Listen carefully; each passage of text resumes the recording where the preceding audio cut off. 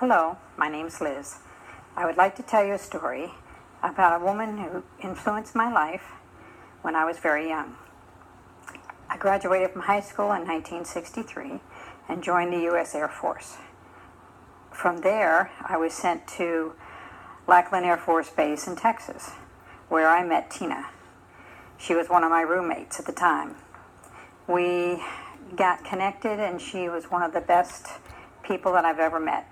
She had a huge feeling of joy with life. She kept us laughing, kept us going all the time. At the time when I was back in Lackland during basic, President Kennedy was assassinated.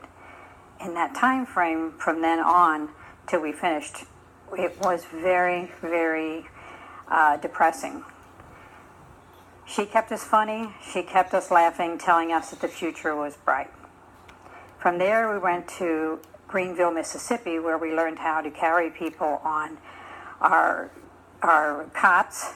We carried them over 6-foot walls, we carried them through barbed wire, and we carried them through tunnels. This was pretty bad. But we did everything, and we learned how to do it. Tina was always there encouraging, always telling us to keep going. She was probably one of the best people on our team. From there, we got sent to Montgomery, Alabama. Now, if you remember, in the 1960s, it was very segregated. There were a lot of riots. There was also the Vietnam War.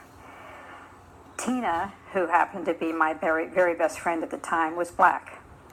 We loved to go shopping together. We loved to go to the movies together. Unfortunately, when we went to Montgomery, we couldn't really do all of those things.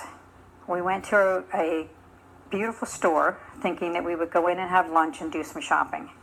We sat down at a booth, and I was approached, and they looked very embarrassed, and they said to me, "I'm sorry, but I can't serve you."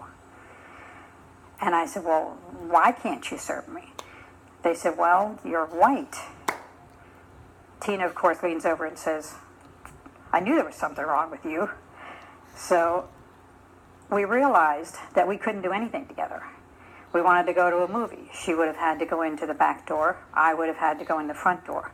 But we wouldn't have been able to sit together. She always kept a very good, upbeat attitude about everything. She was a person that had always looked that the future could be changed, that it would always get better, no matter what life threw at you. All you had to do was work with it. That's a very good lesson. From there, we got sent to Wichita Falls, Texas, where we spent a year together. We had a wonderful time together. Unfortunately, we separated after that. She went one place and I went another. I miss her.